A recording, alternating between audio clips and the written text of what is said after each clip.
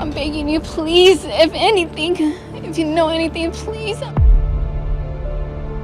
mother claims that she was attacked in a sporting goods parking lot. Even the greatest actors can only stay in character for so long. The abuse of this child has been going on for months. Someone's mugging her, and they're mugging her for what? A baby? A man with a documented history of hurting a child was in position to care for another infant. You shouldn't even be allowed to have kids. This crime will leave you stunned, disgusted, and questioning how family can turn lethal.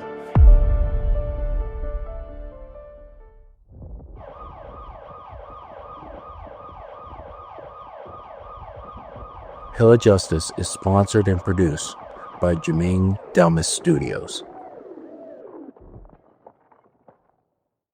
A baby disappears in broad daylight. A mother claims that she was attacked in a sporting goods parking lot, a busy one at that. The community rallies, and then investigators uncover a truth so twisted it shocks the nation. We'll walk you through 3 elements of this crime that will leave you stunned, disgusted, and questioning how family can turn lethal. And as someone who conducted all types of investigations, I can tell you this one didn't add up from the very first detail. Stay tuned. By the end of this episode, you'll see why this wasn't just a murder investigation. It's a case study in lies, system failures, and the power of public deception. Welcome to the Hill of Justice. I'm Jerome Hill, and with me is retired Sheriff Victor Hill. Let's get into it, because this one is a deep dive into pure darkness. All right, let's just start where the story started for the public. We have the obligatory TV plea. Rebecca and Jake Haro was sitting in front of cameras claiming that Rebecca was assaulted, knocked unconscious in a busy strip mall parking lot while she was changing the baby's diaper, and then the baby was kidnapped. So we've seen this script before, and this felt from the moment we physically saw them, particularly their interview, and really before they opened up their mouths, that this was out of order. So let's go ahead and take a look at the first video. Hi, good afternoon, Lauren and Lou, to both of you. Well, I've been in close contact with the DA's office, and they just filed those charges formally against Emmanuel Haro, that baby's parents. Well, both of them are now in jail. They're being held on $1 million bail each, so $2 million total. We know that arraignment is going forward at 1:30 this afternoon. That's going to be here at the Riverside Hall of Justice. Take a look at this, though. If you haven't seen this, both of them were arrested on Friday, as you see in this video. The parents of Emmanuel Haro, that 7-month-old baby, they were arrested at their Cabazon home. Court documents filed today reveal prosecutors believe the baby was murdered between August 5th and the 14th. That's new information. Up to 9 days before Rebecca claimed her baby was kidnapped from a Big Five store parking lot in Yucaipa. The couple is also charged with filing a false police report on August 14th. That's the same day they reported the alleged kidnapping of their baby. The mother made an emotional public plea at the time for his return. So, brother, what we have here is a mother, and this hit all over the internet, right? Where you could see her face, and she had what can only be described as a self-inflicted wound on her face. She claimed that the perpetrator came behind her, mugged her, and took the child as she was changing the child's diaper. And I'm going to show you in the next video. First of all, let me go on to say this. She was beyond unbelievable. Probably one of the worst acting jobs that you could ever see a woman make, particularly about her child. And I know people grieve differently. They get all upset. But you might have seen some things that would make you question if somebody was telling the truth or not. I'm sure you have something to say about that. Well, are we gonna see the video with her? Oh yeah, we're going to see a video of her. Okay. Okay. Well, let me just say this, and then let's go to that, and then we can really break something down. You know, what's interesting is the pictures of the child. Usually, when people take pictures of children, and I'm not no expert on raising kids like you are, but they weren't happy pictures. He didn't look that. It looked like something was wrong, which is kind of strange to me. Right. It didn't. It's not one of these happy baby pictures where look at my baby or the baby smiling or whatever. That just caught me as kind of odd. Those aren't the type of pictures I'm used to seeing people have of their children. Right. Good point. All right. Such a great point that let's take a look at the video of the mom's plea to the public. Okay. I'm begging you, please, if anything, if you know anything, please. A distraught mom pleads for the return of her baby, who she says was kidnapped as she changed his diaper. He has little wavy hair and light brown hair, so soft, like a feather, with beautiful brown eyes. Manufacturer? Yeah. Let me tell you this. Number one, acting is a skill. And even the greatest actors can only stay in character for so long. It's kind of like when I met one of my favorite actors. I met Al Pacino one time. Great guy. And I had to remember I wasn't meeting Michael Corleone. I was meeting Al Pacino. But he played the part so well. My mind was on Michael Corleone, but I met Al Pacino. That's just how great of an actor he is. But he's a person that studied his trade. These folks haven't studied a trade. They're trying to act and haven't even had an acting lesson. So that's why you see craziness like this. Because they're coming up with a story and then they're trying to act like something happened that didn't actually happen. And then, like you say, when they come up with injuries, it's self-inflicted or they have to have someone inflicted on them. So they don't come up with injuries that's consistent with what they're talking about. You know, they're in a state of panic. The child is dead. They got to figure something out. You know, oh my God. Okay. Well, what? And it obviously took them a few days to come up with it because the time of death was not consistent with what they said. And that's one thing they don't understand. That's one thing they train us in homicide is you got to figure out the exact time of death. Totally different than someone saying the time a person's pronounced dead. That's just the time the doctor and me said, okay, he's officially dead. But excuse me. But when you can confirm the time of death and it's not consistent with the person's story, game over. Got a question for you. Okay. They haven't found the body yet. So what does that tell you? Interesting.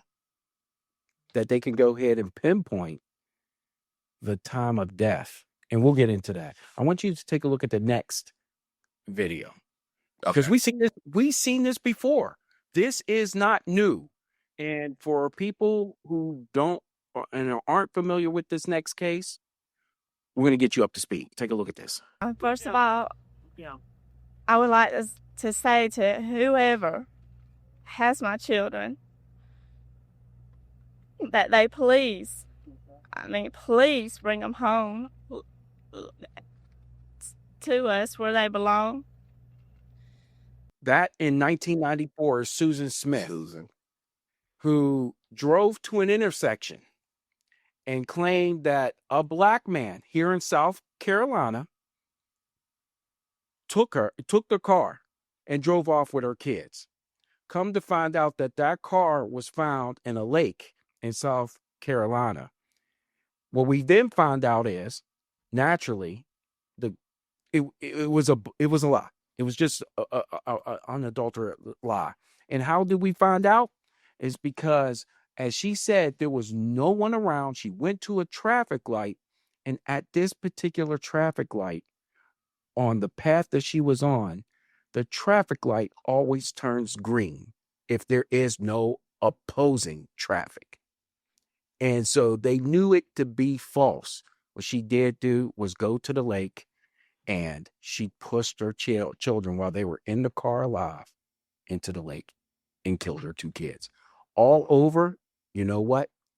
a guy that she was interested in who told her, guess what? I can't have a relationship with you because you have children. And she went off the deep end. That guy that was with her in that video was her husband at the time. He since divorced her and left her. She was just by a caveat. In November of 2024, she was denied parole. She had so many parole violations in jail. It was just ridiculous. She was denied parole. And I don't ever think that she'll ever see the light of day. But those two videos that we did go show back to back of, of course, Mrs. Haro and Susan Smith. I mean, what's your take on that? Well, again, you deal with folks that they have to create a story to cover something up, and they don't have the creativity or the creative expertise to create something that would be consistent with their lie when you're dealing with crime scenes. And there's some things that even if that's your expertise, you're not just going to be able to recreate anyway. I mean, if you shoot a person and then you want to say it's a suicide, there's just certain things you can't recreate. Like most people, when they shoot themselves, well, not most. If you shoot yourself at close contact, there's going to be a blowback spatter. I mean, that's just the laws of gravity and physics. So there's no way to create that pattern on somebody's hand. So anyone that looks at it is going to be able to tell, no, that's not the case. So people, because they don't have that type of expertise, they're not going to be able to create something that makes any sense or something that defies the laws of gravity or the laws of science. And, usually when this stuff happens, they're emotional anyway. They've done something crazy in the heat of passion. And now they don't know what. Okay, oh, wow, they're dead. Now what do I do? Well, I got to come up with a story. And they usually come up with something crazy. Now, let me say this. The sad part is a lot of it depends on the quality of the investigators. Unfortunately, there are investigators that you could sell them beachfront property in Arizona. Investigators or that type of intuition is not always trained. A lot of times it's born and you got to recruit it. So I've seen cases, like there's a case I'm interested in hearing now that these obvious clues were missed by the investigators, and even the ME had to turn around and say, hey, wait a second, we can't rule this a suicide. We got to rule it undetermined. But usually if the investigator is worth his grain of salt, this type of stuff here, instantly they should know something is wrong. And they did. Law enforcement had a gut feeling too. And that's where the legal tightrope begins. Law enforcement has to walk that legal tightrope because they can't just go on a gut feeling. But the facts quickly unraveled. And this is how it did. The timeline, the location, the busy strip mall, parking lot, with no witnesses to a violent abduction. It stunk from a mile away and police did their job there. So they didn't get swept up in the media frenzy because what happened immediately was when she did do this, it posted all over social media and so on and so forth. It didn't even take two people to even look at that with 2 seconds, and they were looking at it and said, this is hogwash. People on the internet knew just like that was hogwash. And so, but they didn't get caught up in that. They looked at the evidence and the evidence pointed straight back to home. And what is perceptive about you is the pictures of the child. The child did not look happy. It's because officials came out today and yesterday explaining that this had been going on. The abuse of this child has been going on for months. And the child is only 7 months old. And so, the funny part about when you get, as when we put bracelets on people, they kind of change, stories kind of change now. So you had Mrs. and Mr. Haro basically at this point in time on a unified front, at least in front of the television, right? In front of the cameras. So they get hooked up on these murder charges and also a felony, I believe, false report charge. And so at this point in time, they go to jail. And what do you see thereafter, brother? You see a picture of Mr. Haro in the Badlands, where they believe the child's body is located somewhere over there. Because, of course, he goes about talking. You're not going to go there in a jumpsuit, red jumpsuit, and in shackles with 11 other investigators without somebody saying hey, guess what? He might know something about this. The mother, Rebecca, she's sticking with her story. I mean, she is completely still sticking with that story. There's a guy by the name of Brian Rokos, and he's the one of the reporters. He was able to do a jailhouse. Now get this, brother, I don't know how this even happened, but he was able to get a jailhouse interview with Mrs. Haro. And that was the story that she keeps on saying, that she was basically mugged and they took the child while she was changing the diapers. A week later, guess what he does? He is able to interview the husband. Of course, the story just all changes. I mean, it's just a mess. Who's the attorney to go in and let them do that? By the way, she has a public defender, and they both would have had public defenders. But what happens is, with a law firm by itself, you can't have two public defenders in that same law firm go ahead and try the case. So basically, one person gets the public defender, the other person has to go ahead and get a private attorney, or one's provided for them. But who tells them that they can go ahead and do these type of interviews? It's just mind-boggling. What do you think about that? Because that's crazy.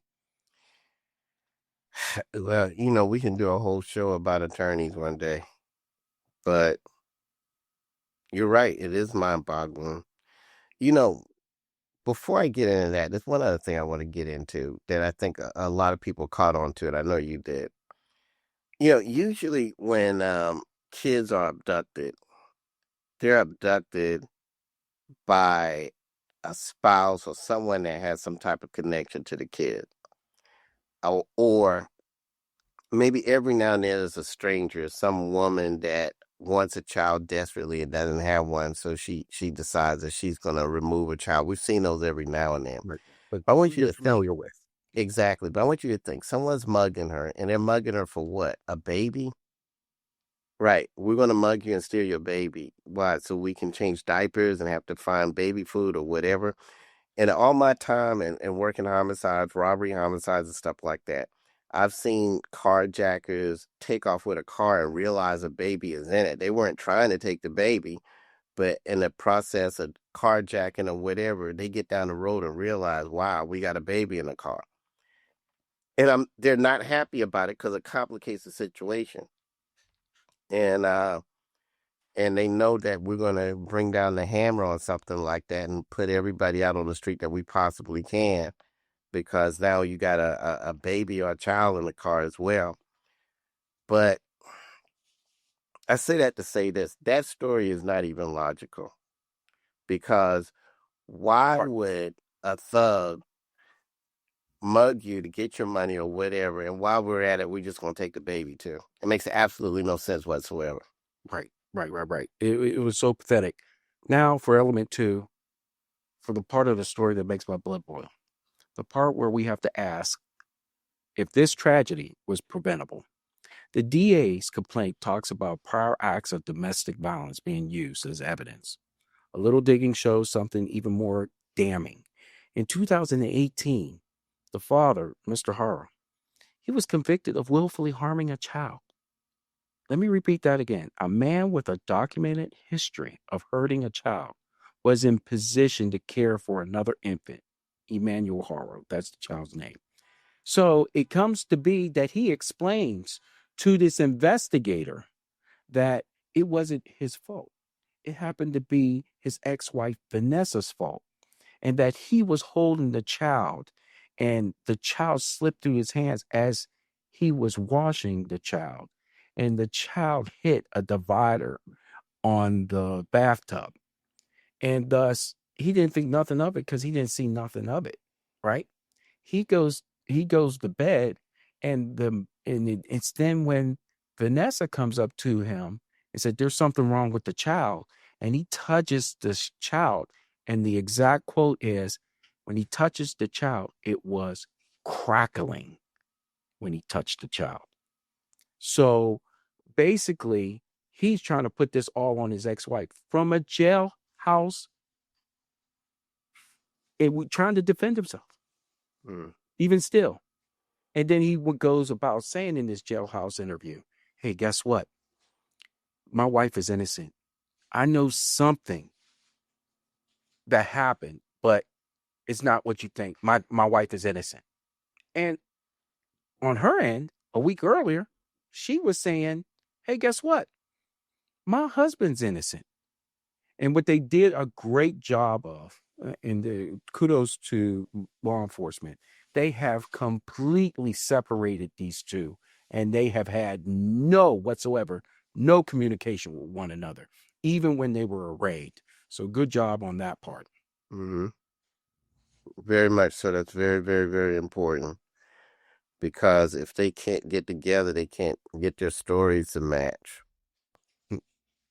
Right. And that's very important. Very, very important in investigations to separate witnesses. If either all the witnesses stay together, then they'll all agree on a story, consciously or subconsciously or purposely or not. Right. So more to the point that you were talking about earlier. Of course, with the collective law enforcement agencies, of course, also taking a look at the judge. The judge comes into play in this with the 2018 case. They went back to see with how hurt the child was back then. Why was he given a lenient sentence? And the judge said that he gave him a break on that. This is what he gave him. I believe it was something to the effect that he would have to go ahead and during the daytime, clean roadways and so on and so forth. I believe at night he spent, in jail over a period of time. And that was for like something like 90 days of some sort. And at this point in time, the child is hurt. And the only way that Mr. Haro was saying that he believed it was fair. That was one of the things he said in the interview, that he believed that it was fair, but he only did it because he was coerced to doing that, because obviously he felt like this would be the lighter sentence for him. Well, a lot of people feel that way when they're in trouble like this. But if you were feeling that you were convicted in terms of what you felt that you didn't do, why did you stick with your guns? And this was the, lack for a better word, this is the insidious part of how people take the public for granted and think that they are stupid or they can't see through people like this. I mean, this guy is just completely on another level. A little bit what you said. Acting is a trained skill, and certainly he was not very good at this. You're absolutely right. You're absolutely right. And you can put a robe on anybody. That doesn't necessarily mean they have good judgment. We'll just leave it at that. Yeah. So, of course, we get back to the point where is Baby Emmanuel Haro? So, also in that press conference, they say they have a good idea of where Baby Emmanuel Haro is. Now, there's been some things on the internet of people saying, well, Mr. Haro confessed, was something to a CI in jail and so on and so forth, that he, rolled over the child. The law enforcement official said, hold up, none of that is true. So they have to go ahead and go in front of people and say, you know, they're dispelling certain things that is taking a life of its own, because people, as we talked about, want information so quick and so fast that they can't stand not knowing what is going on. But it's not going to be hard to find the child per se in terms of this. They can go ahead and geofence, and they admitted that they had their phones with them. So they're going to be able to geofence their phones and triangulate where in the Badlands did they stay for an extended period of time when there's absolutely nowhere around where you or nowhere in hell where you should be at. What are you doing? Looking at cactus? Are you looking at, what armadillos? What are you doing in those areas? Is that how they were able to determine the time of death, by the time that the phones were in that area? I would imagine.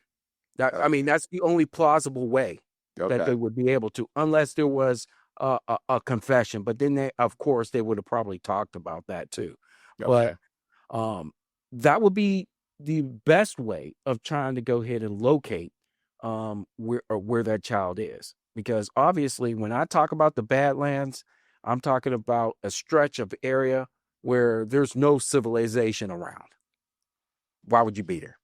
Right. Are you taking pictures or photos or something like that? No. So that's one of the elements that we're talking about. It's just, these individuals, of course, they're dumb. Let's be honest. They're not bright. They didn't even rehearse this well enough to go ahead and do that. But we still have to find a child. Let me ask you this before we conclude. Is this a child they had together, or this is a boyfriend and her child? No, this is a child that they had together. Yeah. I don't know any way to solve this, but I think that when someone has a history like he did, and then he has a child, I don't know the answer to that exactly. We don't want the law to be too far reaching. That someone who has a history of abusing kids and then having kids, that whatever kid they have from that moment on, they're in danger. And there has to be some type of way to monitor it. And that's something that we're going to have to figure out. Right, exactly. Because if you're talking about, especially if the child was horrifically injured, Absolutely. and you have no plausible reason to go ahead and explain how this child gets hurt. How do you, as a father? You're right. I'm sorry. I shouldn't interfere, but you're absolutely right. I mean, if you got a history of molesting or injuring kids,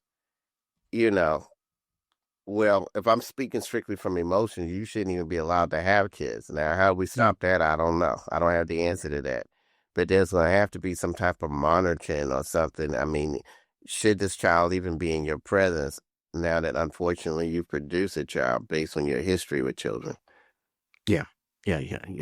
So, of course, we have Parents of the Year, right? Another set of Parents of the Year trying to go ahead and put themselves on the map. And their story is unraveling in so many different ways. But we got to talk about the systemic failure. We're talking about what, the judge did, how he went about and ruling just to give him a break. Why are we giving people breaks like that? Again, this thing with judges, I've seen judges give people 30 years or more for stuff that you're thinking, well, why that much time for that? And then you see other people do things like this and, hey, we give them a break. Again, you can put a robe on anybody. That doesn't necessarily mean they got good judgment. It doesn't necessarily mean that they're going to operate in truth and integrity.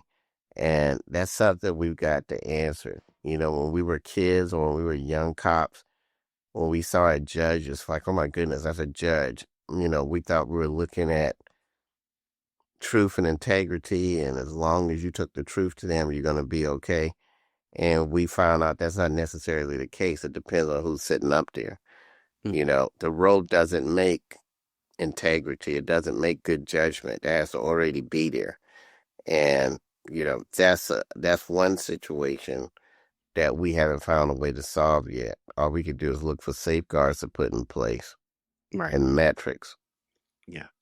This is a systemic failure. We talk about second chances, about rehabilitation, but where's the second chance for Emmanuel Haro? Child protective services, the probation system, the courts. How does a man with a specific conviction on his record not raise even red flags in the system? That should have been obvious.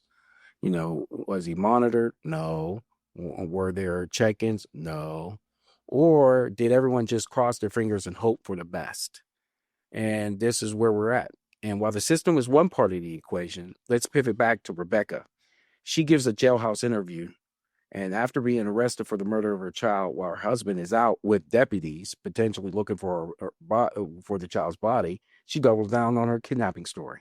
And from a legal perspective, it's absolutely madness, you know?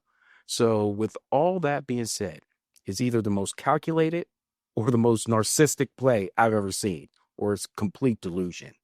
And so this is where we're at this point in time. So how can I qualify all this?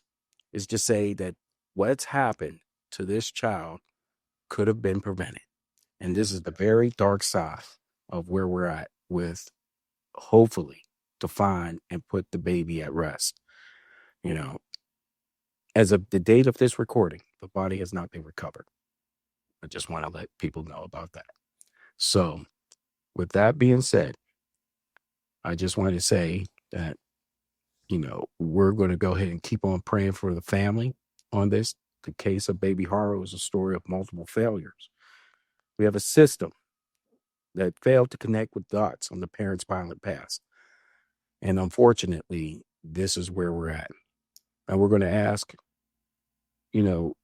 for everyone to continue their prayers on this matter, because this is one of the most ridiculous, showings on camera of two people who completely lost their minds. That's going to do it for this episode of Hill of Justice. If this story moved you, made you think, or sparked a conversation, do us a favor, like, subscribe, drop a comment below. We want to hear your thoughts. And until next time.